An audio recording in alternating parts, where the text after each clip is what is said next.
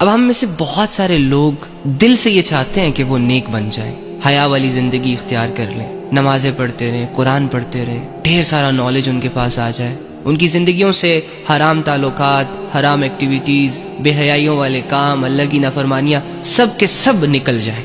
لیکن یہ چاہت، جو کہ بہت اچھی چاہت ہے، محض جب تک چاہت رہے گی نا، تب تک کوئی بھی بے حیا اپنی بے حیائیوں سے نہیں نکل سکتا، گنہگار گناہوں سے نہیں نکل سکتا، اللہ کے نافرمان اللہ کی نافرمانیوں سے باز نہیں آ سکتے۔ بس زندگی یوں ہی دو چار اچھی سوچوں کے ارد گرد گھومتی رہے گی، ختم ہو جائے گی، پتہ ہی نہیں چلے گا۔ نیک انسان بننے کے لیے، خود کو سدھارنے کے لیے دو چار قدم اٹھانے پڑتے ہیں۔ اور آج کل کے زمانے میں کہ جہاں بے حیائی کا سکوپ ہے، جہاں نفسا نفسی کی بھاگ دوڑ ہے، جہاں ٹرینڈز کو فالو کیا جا رہا ہے، جہاں چہروں کو آئیڈیالائز کیا جا رہا ہے، جہاں میٹیریلسٹک سوچ آلموسٹ سب پہ چھا چکی ہے، تو ایسے دو چار قدم اٹھانا ہمارے نفس کو واقعی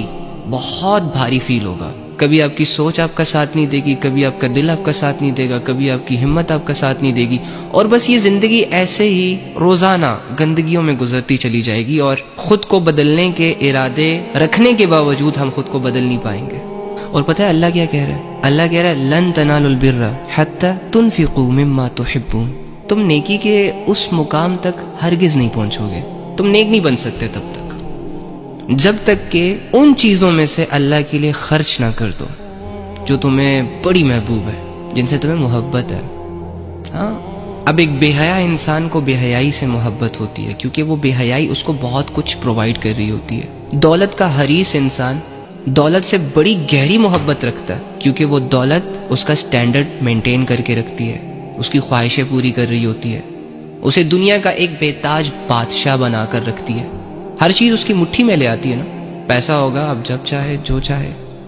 جس ٹائم چاہے اپنی اچھی بری خواہشیں پوری کر سکتے ہیں۔ اور اسی طرح انسانوں کی محبت جو آج کل بڑی ٹرینڈ میں چل رہی ہے، یہ جو کم بخت 3 ورڈز نے لوگوں کو پاگل بنا کے رکھا ہوا ہے، آئی love you, I miss you, پتہ نہیں کیا سے کیا۔ اب اس میں بھی انسان ایک دوسرے سے جدا ہونے کا جب سوچتا ہے، چھوڑنے کا سوچتا ہے، تو موت پڑ جاتی ہے۔ تو دنیا کی محبتوں نے نا ہر انسان کو کسی نہ کسی درجے میں گھیرا ہوتا ہے، اور وہ دنیا کی محبت اس انسان کو بدلنے نہیں دے رہی ہوتی،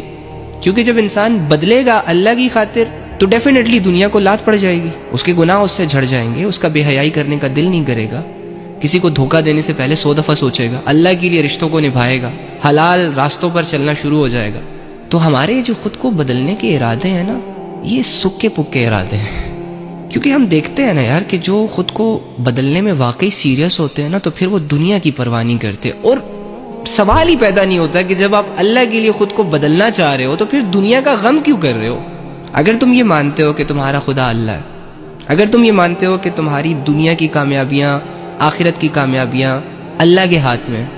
تو پھر تو اللہ کی فکر کرنی چاہیے تھی نا۔ تو ایک خوف ہے، ایک ڈر ہے دنیا کے چھن جانے کا، لوگوں کے ناراض ہو جانے کا، فالوورشپ گوانے کا، کچھ بھی، وہ ڈر ہمیں بدلنے نہیں دے رہا،